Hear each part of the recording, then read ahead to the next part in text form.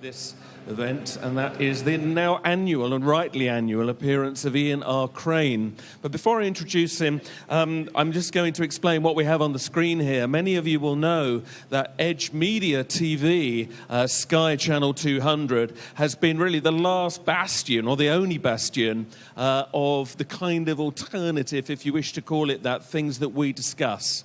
Now, we have, over the years, been talking about lots of things that Edge is now broadcasting. You can watch Sky and watch this stuff. Amazing stuff going out there. But it's a free-to-air channel. They are not being paid. They are completely self-funded. And as with all self-funded things, of course, they struggle. This is something that is really, really important to keep going. And Ian has been one of the organisers of the Edge Media Rescue. It's still on the air. We need to keep it on the air. And if you want to donate, and literally it is donations that are currently keeping it going, down on Ian's table in the stalls room, right, you will see this. If you have any donation, however small, however large, preferably large, but even small, it all helps, because it really is, in these times, a phenomenal resource. And I can hear people agreeing, and it is. And if you've never watched Sky 200 before, please do, because it's a marvellous thing to have. There are leaflets to pick up, and you can write in with a donation and also look at the website. So please do help us to help Edge Media. So, with that done, Ian's got an awful lot to share with you, so I will cut this short and just say he has been one of the best campaigners for truth in every sense of the word for a very, very long time. And I know that what he's going to present for you today is very powerful. So please give a huge hand for Mr. Ian R. Crane.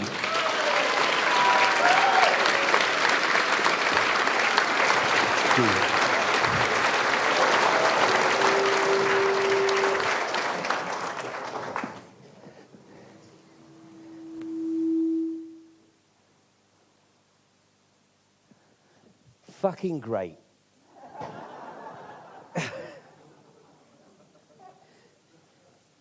Don't you love it? Breaking news on News Corp. The media conglomerate is shutting down its News of the World UK tabloid. At this hour, we really don't know just how far-reaching the scandal that rocked Rupert Murdoch's media empire will be.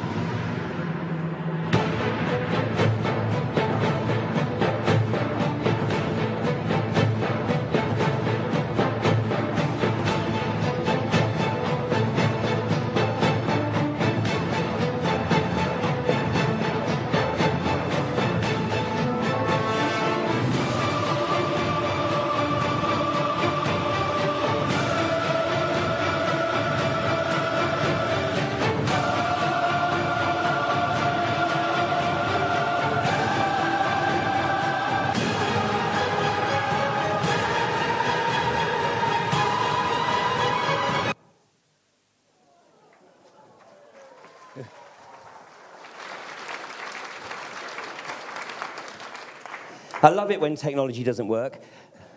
Unfortunately, it cut the last bit, because the last bit of that video showed the inspired casting for this movie with Rebecca Wade, now known as Rebecca Brooks, played by Mick Hucknall. Inspired casting, and thanks to Lisa and John for letting me use that as my intro this year. An inspired decision as well to shut down the News of the World in a heartbeat. It had to be shut down, because by shutting the paper down literally by the next issue, the only thing that had to be kept were the financial records. So from the moment that the paper was put to bed on Sunday, July 10th, everything else, the phones, the computers, any hard copy of anything would have been trashed. What's going on here? It's still unfolding. But of course, phone hacking is nothing new. I'm sure many people can remember back, 12 years now? Prince Charles, Camilla Parker Bowles, and a tampon because of phone hacking. But all of a sudden, it's a big deal. And it's a big deal for exactly the same reason as the MP's expenses were a big deal 2 years ago.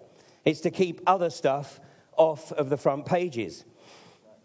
A distraction indeed. But nonetheless, what we're also seeing is and we're going to go through this presentation, we'll see that there is an increasing amount of evidence that there is a lot of infighting between the various factions of those who think they are the rightful rulers of the planet.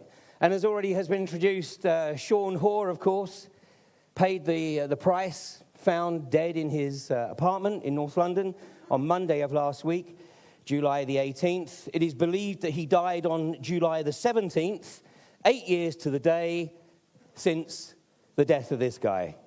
This guy died on July the 17th, was found on July the 18th. Sean Hoare died on July the 17th, found on July the 18th. I doubt there'll be any investigation or any hearing into Sean Hoare's death, but it wouldn't really matter anyway, would it? Because we all know the result.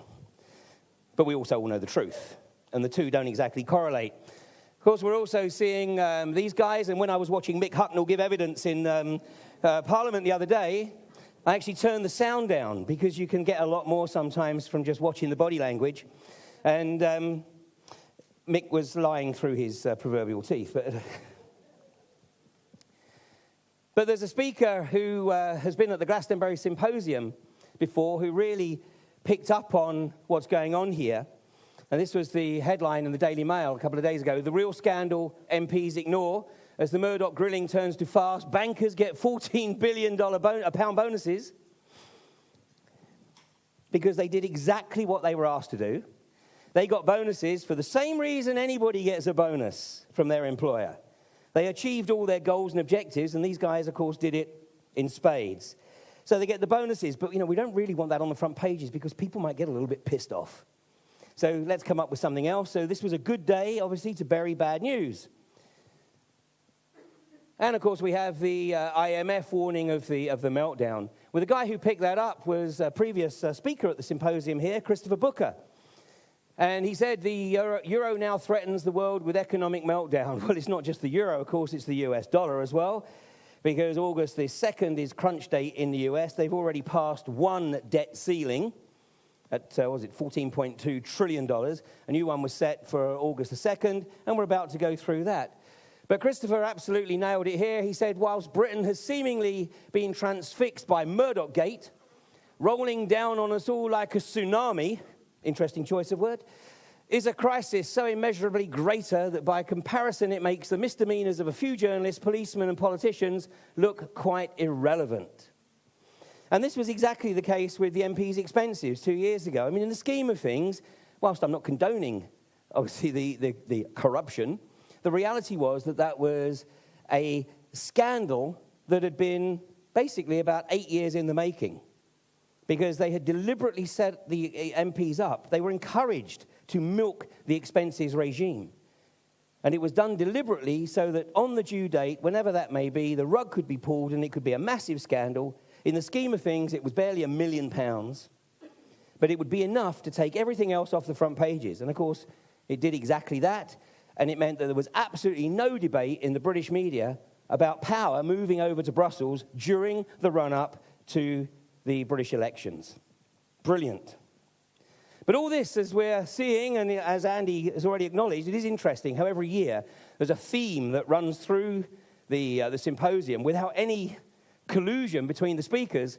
And this year, of course, is absolutely no different. So the title that I had selected for this particular presentation is The Shift is about, technology is about to hit the fan.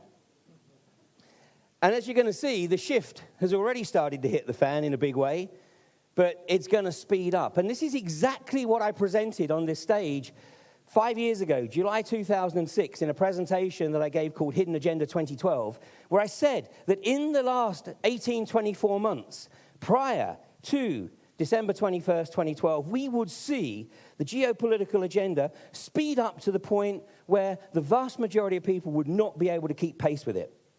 And in the course of preparing this presentation, it's really been a question of what do I leave out?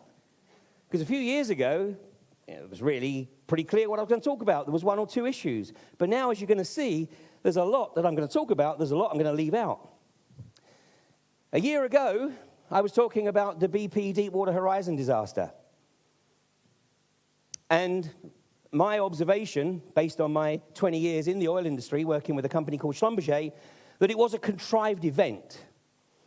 Now, that DVD of that presentation has been available on Amazon since September of last year.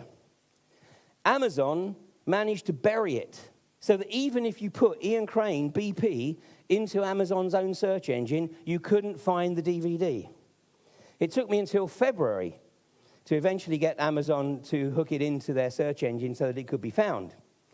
Well, the reason it's been buried, of course, is because part of that presentation was that I actually identified the individual that was put on the rig to make it happen. And I explained how he was put on the rig, how he made it happen, and, basically, obviously, if I'm wrong, BP and the individual concerned should be suing me for libel. It wasn't either of these guys, by the way. Ronald Sepulvado was the very experienced BP company man that was moved from the rig on April the 16th, and he was replaced by this guy, Bob Kaluza, a very inexperienced BP company man. And in this presentation a year ago, I made the observation that BP had removed all photographs of the two company men on the rig at the time the well blew, Bob Kaluza and Donald Verdreen. And you cannot find anything about Bob Kaluza on the web. So, this should be your first clue. So BP are literally hoping that no attention is drawn to Bob Kaluza. Now, one of my fellow researchers in the US has set up a Facebook page trying to raise awareness of the significance of Bob Kaluza, but people in the Gulf Coast have got many, many other issues that they need to be focused on. And since the presentation a year ago, I came across a piece of video footage from the hearing in the Senate, which is prima facie evidence that the US is a corporatist state. And of course, corporatist state is another way of saying fascist state. So let me just show you this clip. This actually occurred about 3 weeks before the symposium last year, but I hadn't seen it by then. But this is very, very important. Madam President, I ask unanimous consent that the Judiciary Committee be discharged of S-3462, a bill to provide subpoena power to the National...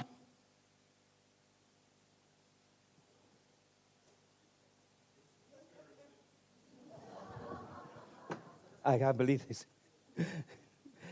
And we checked and double-checked before I went to lunch. Okay. What that is, we'll get it into the DVD of the presentation after the event. So order the DVD, and then you can see the whole thing, anything that doesn't play out. What this is, it is the Senate. And what you saw there was one of the members of the Senate asking the Senate to give the BP hearing, the Gulf Coast hearing, the presidential hearing, the power subpoena, to demand that the likes of Bob Kaluza and Donald Verdreen turn up to give their evidence, because Bob Kaluza has pleaded the Fifth Amendment, which means that any evidence he may give may be self-incriminating. So he has elected not to appear. Donald Verdreen has declared himself to be sick and unable to give evidence. So neither of these individuals, Bob Kaluza or Donald Verdreen, have given evidence to the Gulf Coast hearing and never will, because in this Senate vote, the Republican Party shut down and blocked the power subpoena to the Gulf Coast hearing, thereby preventing the Gulf Coast hearing from ever establishing the truth behind what really occurred on the BP Deepwater Horizon. I've completely lost everything, guys.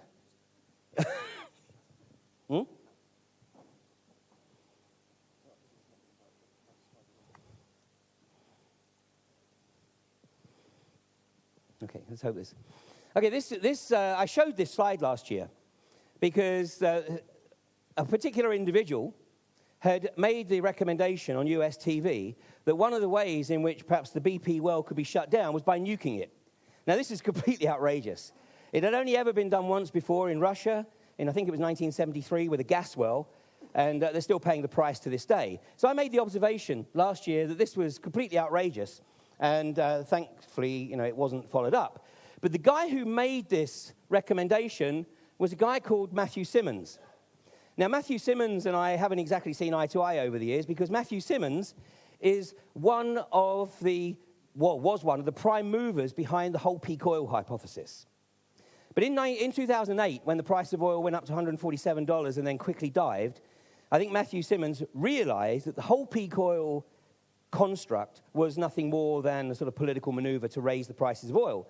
So Matt Simmons actually left the oil industry, left investment banking, and set up his own company, a company called Ocean Energy Institute. And the prime purpose of Ocean Energy Institute was to set up wind farms off the coast of Maine. And his goal was to have Maine's electricity all generated from wind by the year 2020. On the day that I was giving this presentation last year, the Gulf of Mexico had been cleared of all shipping because there was a tropical storm supposedly on its way.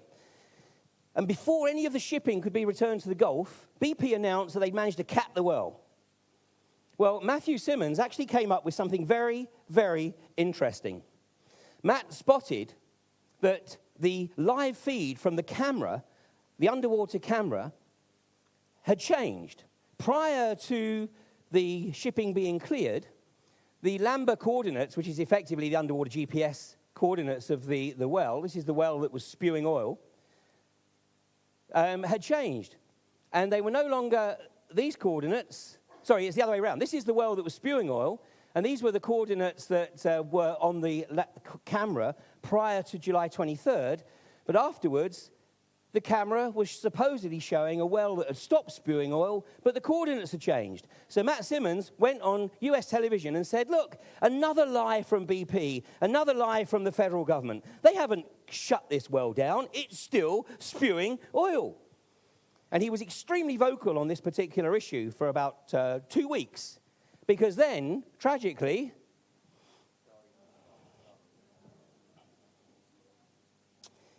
he was in his hot tub, 67 years of age, no history of ill health, and he was sitting in his hot tub in Maine, and he was found by his family, and he supposedly had a heart attack. So consequently, one of the most vociferous critics of BP and the federal government in the US with an oil industry background was no longer a problem. Matt Simmons made the observation that this Gulf of Mexico disaster was indeed a population reduction event, which, of course, is exactly the same observation I made, and the title of the DVD from last year is BP, Population Reduction and the End of an Age. Well, it gets worse, because take a look at this, hopefully. The plume is actually disappearing. The plume is being biodegraded, that there is a new form of microbiology that is attacking this plume and using it as a food source. Just to bring it back to the... Okay, sorry. Tight schedule here. Okay, thank you. That's Mike Utzler in the green shirt there. He's the chief operating officer with BP. And what he's saying to Stephen Fry there, which I think was for a Channel 4 or BBC documentary that was broadcast last year, what he was making the observation to Stephen Fry was he said, we, BP, have introduced genetically modified microbiology as part of the cleanup operation. So now what you've got is a toxic soup of oil, Corexit, which is extremely toxic as a dispersant. It's 10 times more toxic than oil. It was used to submerge the slick, coupled with microbiology, genetically modified microbiology. There are researchers in the Gulf of Mexico who have nicknamed the illness that is manifesting there blue plague, BP, blue plague.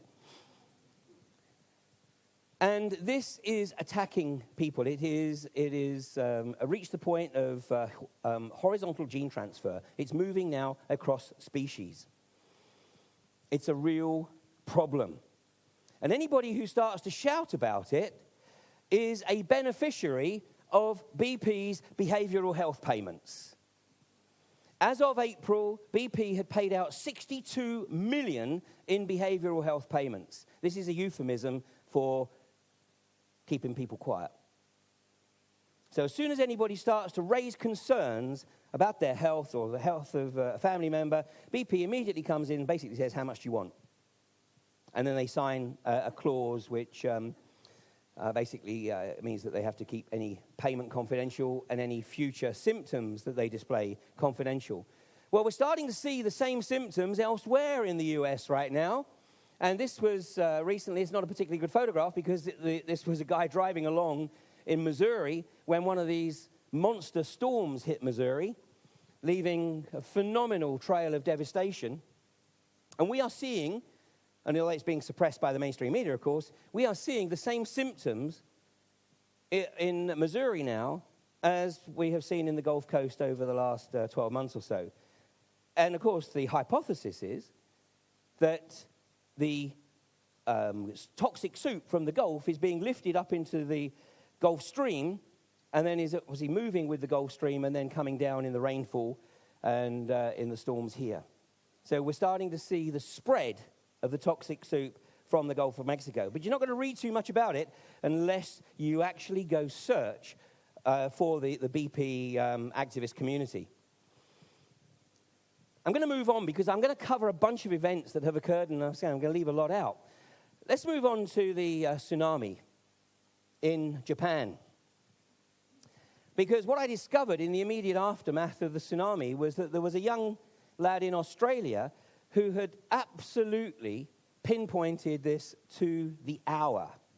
A young lad called Mitchell Coombs.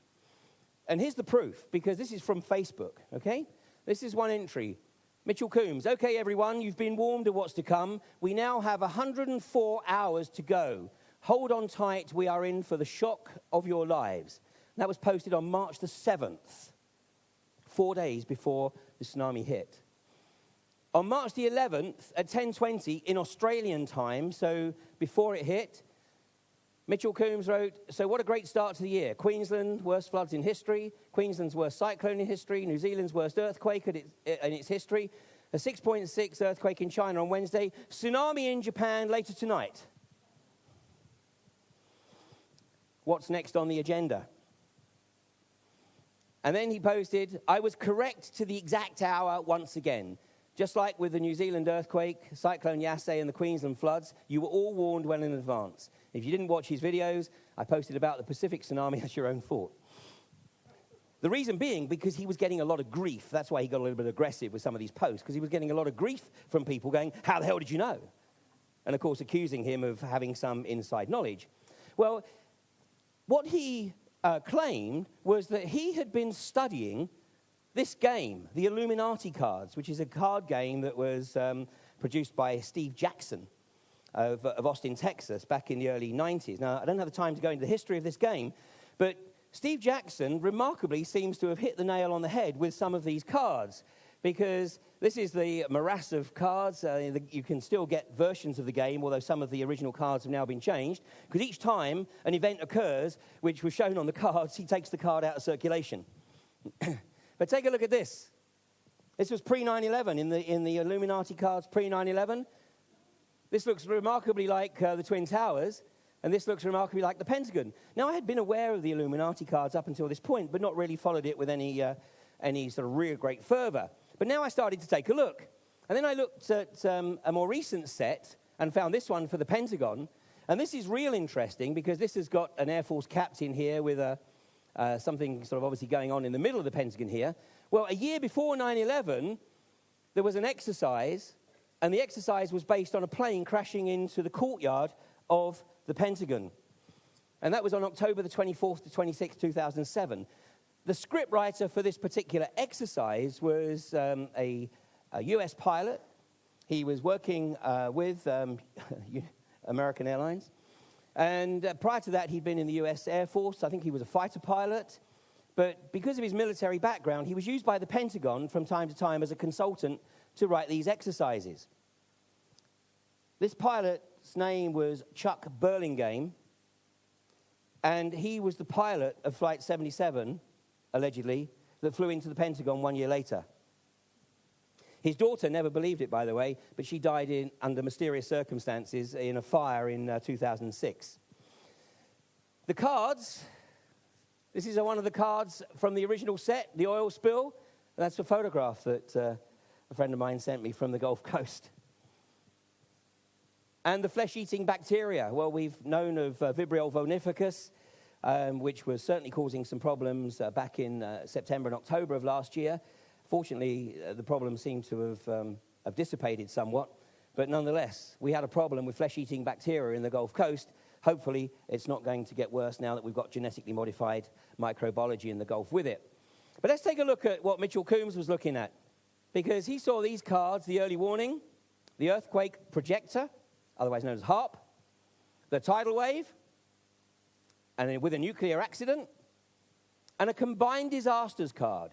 And it was the combined disasters card that Mitchell Coombs claimed gave him the unique insight into the coming tsunami and where it was going to attack. Because this particular clock face here, and look at the clock, there it is, and look at when it's set to. It looks like it's set to 11:11, interestingly enough. But Mitchell said he took that to read 3:11. He took that to read 3:11. Well, that is the Waco clock tower in Tokyo. And that's what Mitchell claimed gave him the insight to be comfortable to predict the coming tsunami. But the tsunami, of course, was only a part of it, because as you saw in the combined disasters card, it covers the nuclear accident. So we have the earthquake, tidal wave, nuclear accident. And then from some research by a gentleman by the name of Jim Stone, we have to question the veracity of the story that we've been told about the nuclear reactor. And I understand that somebody actually mentioned this in the forum last night. First of all, Jim Stone has looked at the evidence to try and prove that there was indeed a 9.0 earthquake on the east coast of Japan at that time, and he can't find any evidence for that. There's also some evidence to suggest that the meltdown of Fukushima, which, by the way, was supposed to be decommissioned on March the 19th, but the meltdown of Fukushima actually started before the tsunami hit it. So what could have triggered that? Well, the Israeli security company that had the contract for the security of Fukushima had installed a whole bunch of cameras inside the chamber here. This is the explosion of Fukushima.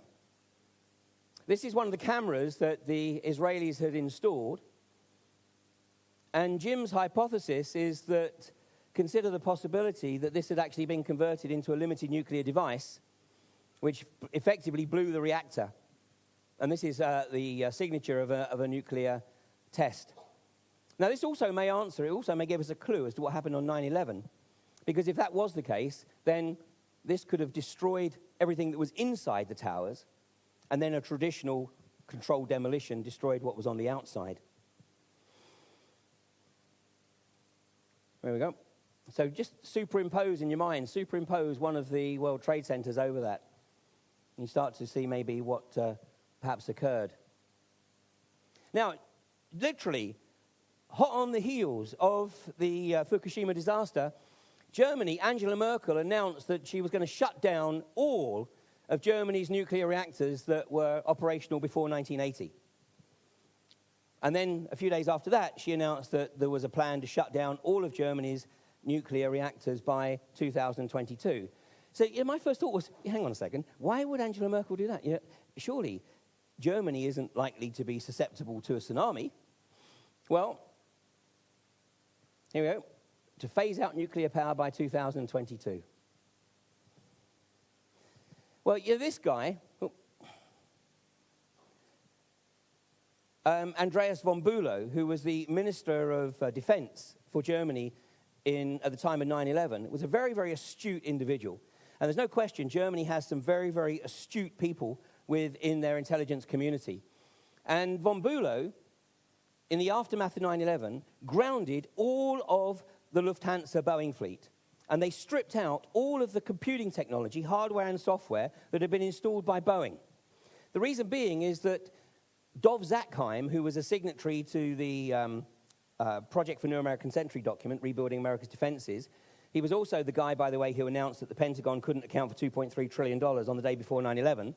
He was also very closely associated with a company called Systems Planning Corps, which developed the hardware and software enabling the remote control of aircraft.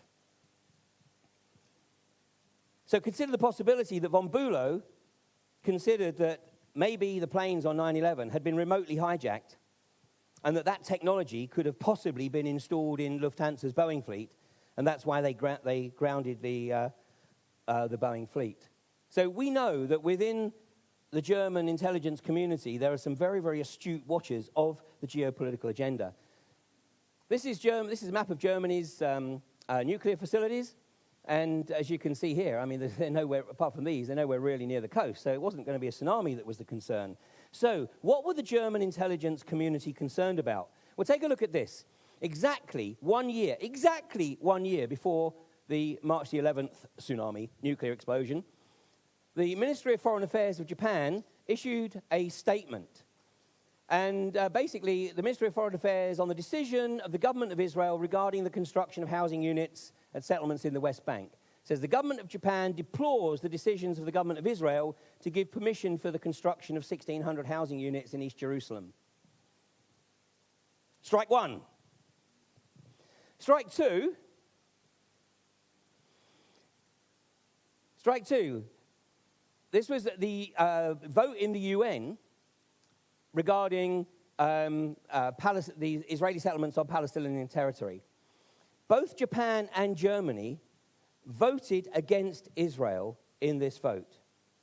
And this is the first time, and this was on February the 18th of this year, this is the first time that Germany has ever voted against Israel in the United Nations. So this was certainly a landmark vote, and certainly the Israeli ambassador to Germany obviously tried to read Angela Merkel the Riot Act over it.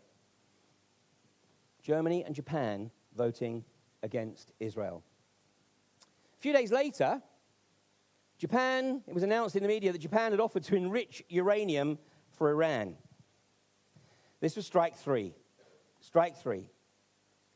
So let's consider the possibility that what actually took down Fukushima was the Stuxnet virus, a virus developed by the CIA/Mossad, specifically to target the Siemens controllers of Iran's nuclear reactors. The reason that Angela Merkel announced that they were immediately shutting down all pre-1980 reactors was because they had the same controllers as the Iranian reactors. So somebody within the German intelligence community was obviously concerned that because of their vote and because of their track record along with Japan, that they may also be a target for the Stuxnet virus. Then, of course, having shut that one down, a few days later, we have the E. coli outbreak, which is supposedly caused by organic cucumbers. Had to be organic, because we've got to shut down the organic market so that we can bring in genetically modified foods. And, of course, Germany is actually one of the prime supporters of retaining organic farming and keeping GM products out of Europe. So once they dismissed the idea that it was cucumbers, then, of course, we went on to bean sprouts. Again, it was organic bean sprouts. But then, of course, it was discovered by the Koch Research Center in Germany that this E. coli was basically resistant to every known form of antibiotic. This could not have occurred naturally. It was indeed a bioengineered weapon. Coupled with which, of course, it also served the purpose to demonize organic food. Monsanto, of course, is a Zionist entity. It's owned by the Monsanto family, arch-Zionists. Norway's 9/11. We see in the paper today, and of course, what would he see? It's an al-Qaeda massacre. Just like on 9/11, we see immediately that within literally 10 minutes of the planes going into the towers, it's al-Qaeda. And we see this again today. And of course, it's a real tragedy because, apart from the fact that fortunately it was a holiday, I gather, in Norway, so there weren't as many people in the offices as there might have been. But this was, of course, only part of the issue, because what we have here is the gunman on an island. And, of course, this is what is quite remarkable. It's the rampage of the blue-eyed assassin. Well, he wasn't only blue-eyed. He was blue-eyed and blonde, apparently. So we've got a blue-eyed, blonde assassin. Now, I've lived and worked in the Middle East, and I can't remember meeting too many blue-eyed, blonde people in the Middle East. So the question being asked in The Sun, why Norway? Well, it's a very good question indeed. You know, we start off, Norway has long feared an attack by Muslim hardliners. So let's get getting it out there. It's Muslims, it's Muslims, it's Muslims. But, you know, maybe there's another reason here. Maybe it's another reason. Norway has endorsed the Palestinian statehood, just like Japan and Germany. Norway has stated that it will withdraw from the Libyan expedition, another illegal war, of course, by August the 1st. And Norway has also withdrawn investment funding from a number of Israeli firms connected with the development of West Bank settlements. Strike one, strike two, strike three. So I haven't really had too long, obviously, to research this, but I did a little bit of a web search and I looked for blonde, blue-eyed al-Qaeda. Blonde, blue-eyed al-Qaeda. Well, I was shocked. I thought, oh, I'm not going to find anything on that. But no, I found a whole bunch of stuff on it. Let's hope this video clip works. Also, we're going to talk more about the controversial subject regarding al-Qaeda. Are they recruiting a white army now in Great Britain? Some people say it's 1,400 people strong, and why is that important? Because this is what we've always talked about, that if you have people in one country transplanting to another religion and they maybe aren't exactly what you think they are, that can be more difficult to fight. Yeah, they're converting them in prison to extremist Muslims. Yeah, okay, great. Okay, this is what's known as mindscaping. That's actually from 2008. And I encourage you to go Google it for yourself. You know, go Google blonde, blue-eyed al-Qaeda. And what you'll find is a number of clips from 2008 where they started the process of mindscaping, sowing the seeds about blonde, blue-eyed al-Qaeda operatives who are not what they seem. I mean, let's not forget that the only al-Qaeda terror cell that has ever been arrested was actually arrested in Mexico, and they were all discovered to be stooges of the local Mossad group. On September the 10th, 2001, this appeared in the Washington Post. Mossad are ruthless and cunning, having the capability to target US forces and make it look like a Palestinian Arab act. Who said that? Well, it was an extract from the report issued by the US Army School of Advanced Military Studies. And that was posted in the Washington Times, not the Washington Post, Washington Times on September the 10th, 2001. And of course, the Israeli government and the Zionists behind the Israeli government have concocted a brilliant scam for shutting down any debate on these issues. And let's just take a look at what Shulamit Aloni had to say. She's a former Israeli minister.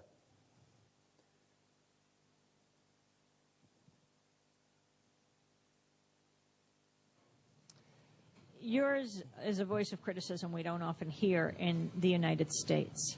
Often when there is dissent expressed in the United States against policies of the Israeli government, people here are called anti-Semitic.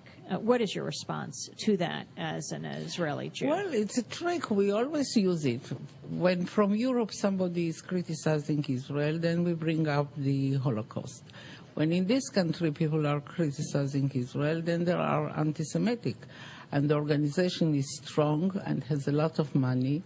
And the ties between Israel and the American Jewish establishment are very strong, and they are strong in this country. As you know, they have power, which it's okay. They are talented people, and they have power, money, and media, and other things.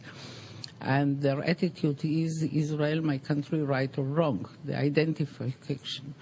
And they are not ready to hear criticism. And it's very easy to blame people who criticize certain acts of the Israeli government as anti-Semitics, and to bring up the Holocaust and the suffering of the Jewish people.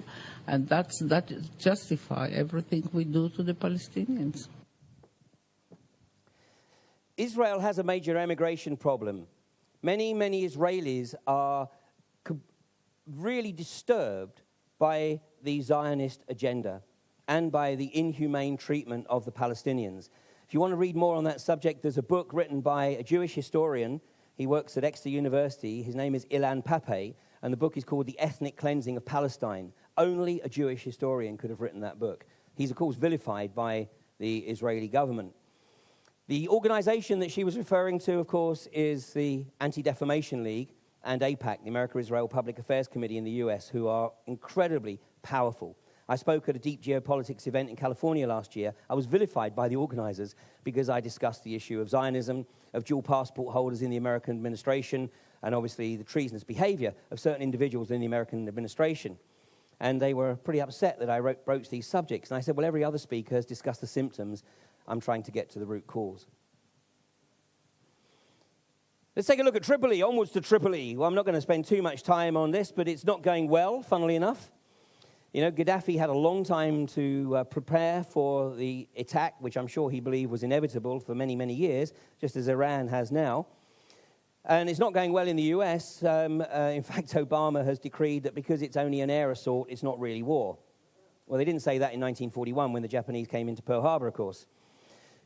But, you know, we're going to look at a few things that have occurred in the media to try and wipe these things from the front pages. And Obama, a little while ago, thought he'd nailed it on the head and could get the Libyan expedition off the front pages by releasing his birth certificate, which, of course, it took about 3.5 nanoseconds from anybody who has used Photoshop to establish that this was actually a forgery. It was in 9 layers. So this having not gone well for Obama, because it wasn't going to go away, he'd only exacerbated the problem. So now they needed something even more dramatic and outrageous to get the birth certificate issue off the front pages. And, of course, they came up with Osama bin Laden, who they decided to kill for at least a 3rd time. I mean, pretty much everybody in the US administration of George Bush believed that Osama bin Laden was dead before the end of 2001. And then, of course, Benazir Bhutto let slip in an interview with David Frost in 2007, 2009, I can't remember, where she let slip that Osama bin Laden had actually been murdered by Mohammed Sheikh Khaled. And, of course, 7 weeks later, she herself was assassinated, maybe because she had revealed an inner secret. Anyway, I have come across the real footage of what actually occurred with Osama bin Laden, and so hopefully this actually puts all conspiracies to rest. Roger that. Rocket Geronimo is acquired. Over. Copy that. Yes, current location is 469. Holy shit! Stand by. Oh my God. Oh my God. Back up. Oh my God. So as you can see, he is dead, and it was just a tragic accident. Then we needed to get that off the front pages because obviously this whole story didn't stand up to any examination whatsoever. And so this story had only been in the US media and the European media for 2 days. For 2 days. And on the following Monday, the headline in the US media should have been America bankrupt. IMF called in. But instead, of course, they nailed this guy. Of course, he made it easy for them because the guy is, was well known as a very aggressive sexual predator. So instead of the headlines being America bankrupt, IMF called in. Of course, the IMF is demonized, which gave them time. And, of course, they've set the new funding level to which they're due to reach on August 2nd. But I've got to tell you, the judge had a sense of humor when the judge gave him bail because, of course, he was up before the court and he was given bail conditions which were quite punitive. But one of the bail conditions was he had to live with his wife. I tell you, I think I'd have said, oh no, I'll go to jail. Anyway, we know we've got the financial meltdown, and all of these shenanigans are just aimed at sort of prolonging the agony because the bankers haven't stripped quite as much of the wealth as they really want yet. So we've got to do something fast because the final meltdown is coming very, very quickly. And a key issue, and I've been speaking about this for many months now. I did a tour with Jim Core in Ireland last November and December. talking to people about surviving the final meltdown. And if you have any kind of liquidity whatsoever, you need to think very carefully what you're going to do, because you literally maybe got a few weeks or months to do it.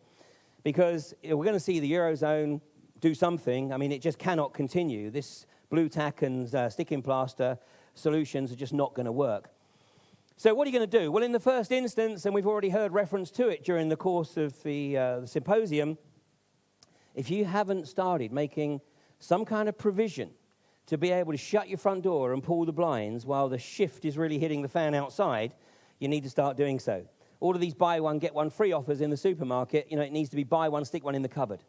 It doesn't take long to build up a stock, but you need to start thinking about it. Food and water. And in the short term, of course, that's generally going to be cans and bottled water. In the longer term, you need to think about, obviously, growing your own food. Because if I'm wrong, and of course I hope to God I am, but even stocking up now is still going to alleviate some of the pain that's coming, because the prices of food are going to rocket as we get into the autumn. So if you start stocking up now, and there's no need for panic buying, but as you go shopping, do stock up and take advantage of this window. Now, once you've got food and water sorted out, what are you going to do with your money? Well, let's just take a look at what those who work in the financial arena do with their money. Here's the graph of gold over the last 10 years. 10 years ago, gold was at $275. This was the point at which Gordon Brown was instructed to sell 415 tons of Britain's 715 tons of gold reserves. He was instructed to sell the money by the Rothschilds to, to the Rothschilds.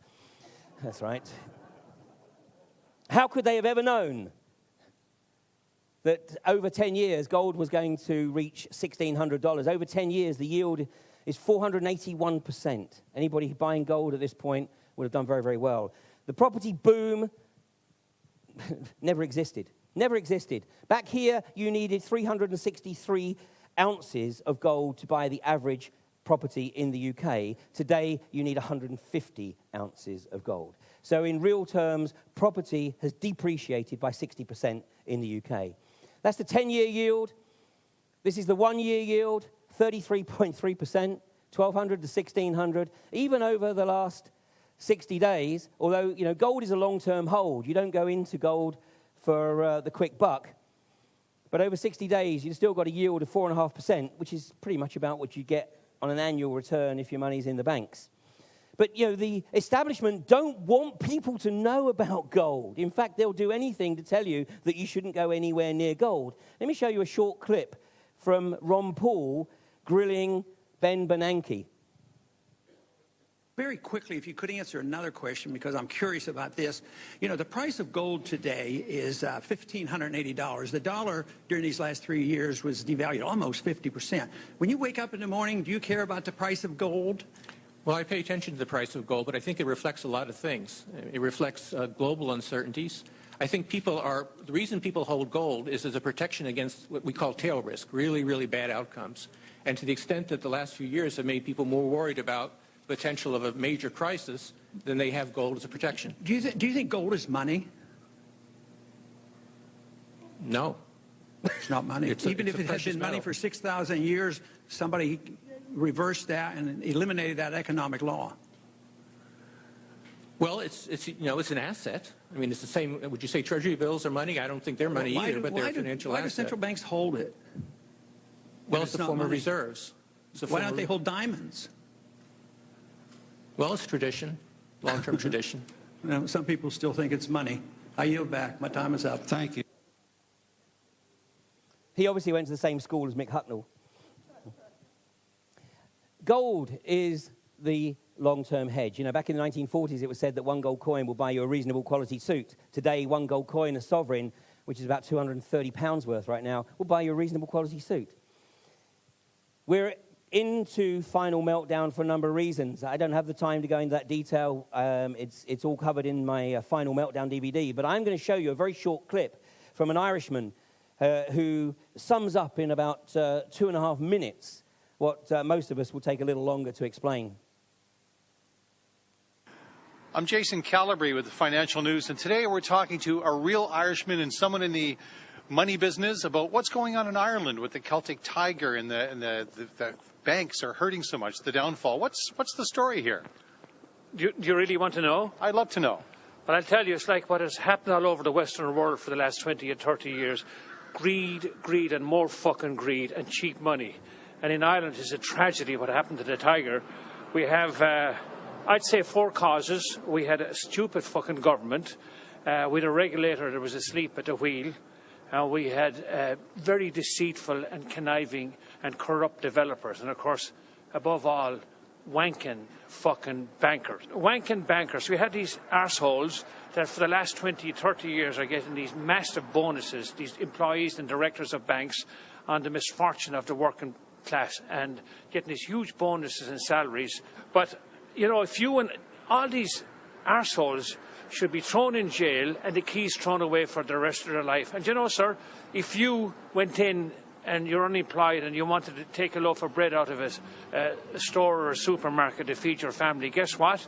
You'll be up in court for it. These assholes are living all over the world now on the backs of the misfortunate working people. And who's going to pay for all this? We've mortgaged the next generation or two. Who's going to pay for it? The working man. We got the labourer, the small farmer, the fisherman, the nurse, the teacher, the policeman, the fireman, the plumber, the carpenter. Fuck's sake, man, this is a joke. So I'm sensing a wee bit of discontent? You are indeed, sir. And by the way, let's not be too cocky in this part of the world, North America either. All these debts that people have accumulated over the last 30 years. Hey, everybody gets their day in the sunshine. And you know, speaking of the Celtic Tiger and all that you mentioned, you know that Michael Flatley is really from Chicago. Well, that's another story. Fuck off!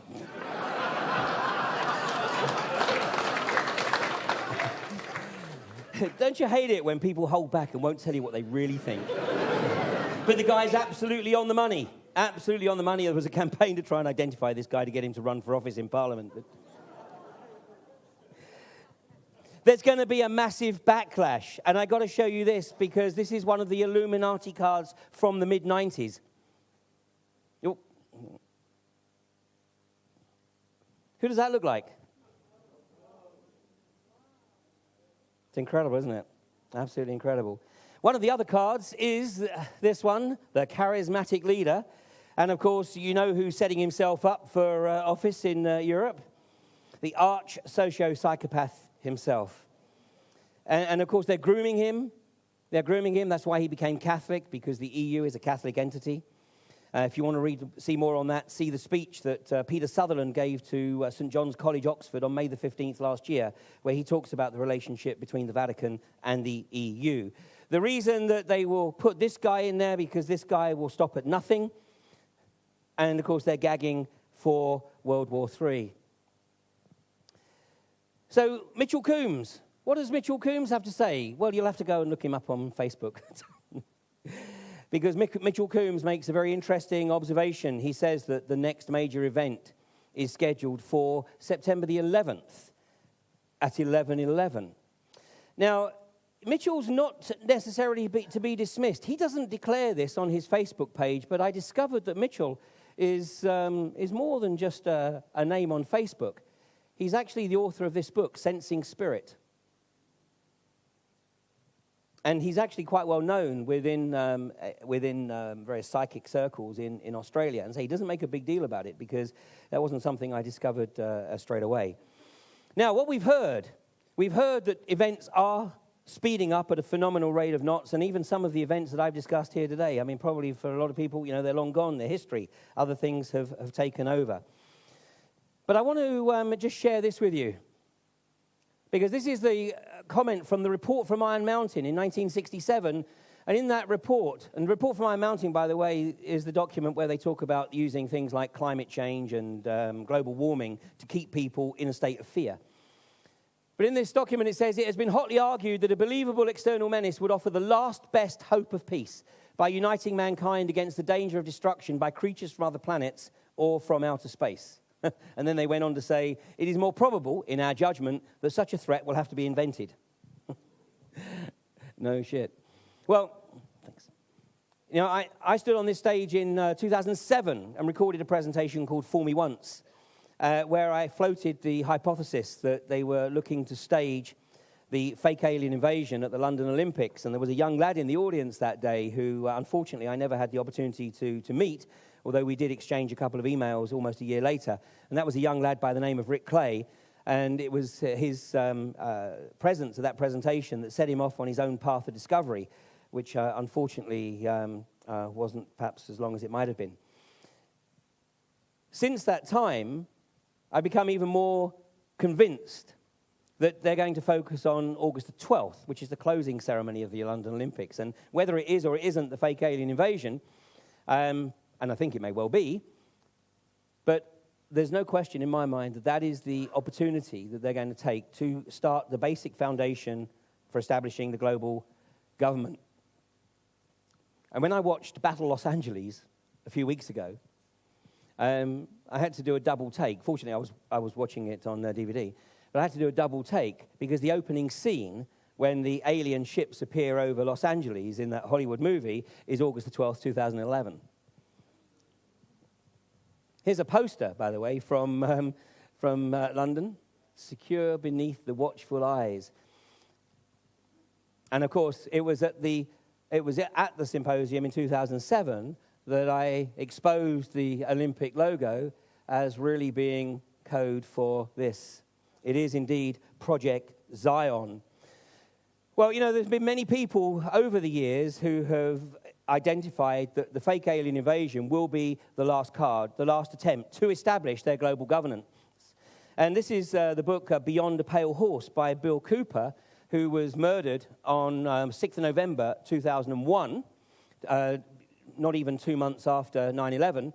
But on page 177 of Beyond a Pale Horse, Bill says, can you imagine what would happen if Los Angeles is hit by a 9.0 quake, New York City is destroyed by a terrorist-planted atomic bomb, World War III breaks out in the Middle East, the banks and the stock markets collapse, extraterrestrials land on the White House lawn, food disappears from the markets, some people disappear, the Messiah presents himself to the world, all in a very short period of time. Can you imagine? The world power structure can and will, if necessary, make some or all of these things happen to bring about their new world order. An extremely prescient individual. It was also Bill Cooper, who I can attribute to coming up with the earliest reference to using the fake alien invasion as a means of establishing global governance. And it was John Dewey in 1917. He was Secretary of State for Education in the United States. Now, we also heard reference, and Andy talked about it this morning, to the coming solar storms. And those of you who were here last year will know that I recounted my experiences with the Cuero in Peru, who have nurtured this prophecy for many, many years. And they talk about the coming solar activity as being the trigger that awakens what we have been told is junk DNA, which enables us to literally completely change our perception of reality. The Cuero also invite us to visualize the type of future that we want to see, the type of future that we want to experience, as well as participate in trying to bring about those changes. But they make the observation that the critical factor is to do both, to visualize and to participate on the practical realm. But they also make the observation that we shouldn't restrict our visualization by having an existential commitment to a particular outcome, because the ultimate outcome may currently be so far beyond our bounds of comprehension or perception that if we attach too much to it, we may be limiting that process. So we are, without any shadow of doubt, at the point of the shift. Everything that's occurring right now is not sustainable. It doesn't matter how you look at the world, whether it's energy, whether it's finance, whether it's government, nothing is sustainable. So we are at this process within the alchemical experience, if you like, of solvere coagula. Now, solvere coagula suggests that we literally do have to destroy to be able to rebuild. And I think that whether or not everything has to be destroyed depends on how quickly people actually wake up to it. And what's occurring with the accelerated agenda may actually be working in our favor. Even the Murdoch scam has actually started to get people who previously weren't looking at this stuff to go, hang on a goddamn second, what's going on here? Rudolf Steiner, nearly 100 years ago, Rudolf Steiner said, he who would create the new must be able to endure the passing of the old in full tranquility. And as I'm sure we can all recount from our experience of life, the more opportunity you have to prepare for something, the easier it is to deal with it. If you don't make any kind of effort to prepare for whatever it is that's coming, then obviously the shock may be absolutely enormous and actually may ultimately lead to people having corollaries. And of course, the other factor is that we know that people, all the people amongst your friends and your family and your work colleagues who you've been trying to broach these subjects to for the past X number of years, when the shift really does hit the fan, of course, they're going to go, well, why didn't you tell us? We can say, why weren't you listening? Listen, the reality is, anybody who tells you they know what's coming is most likely delusional or right in the script. The reality is that we have literally got to get ourselves into the space where we can be comfortable about dealing with everything. These guys are going to try and create fear. That's the purpose, their agenda, to create fear. Iceland has done an amazing job in trying to eradicate fear by making statements such as that nobody will lose their home because of the country's economic meltdown. We haven't heard anyone else say that, have we? So, there are ways and means, but ultimately what it means is that we are going to need an absolute paradigm shift in pretty much every facet of our lives, of our thinking, and of course, the way in which we actually contribute to this. So I saw this a few days ago, and I thought that this is very apt. And I am often asked the question, Ian, where are you going to be on December the 21st, 2012? And I have a very simple response, because I don't believe it's going to matter a damn where you are. What is going to matter is who you are. Thanks very much.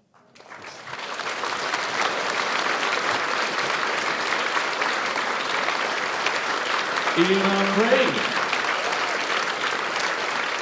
Fantastic stuff. Thank you, as ever.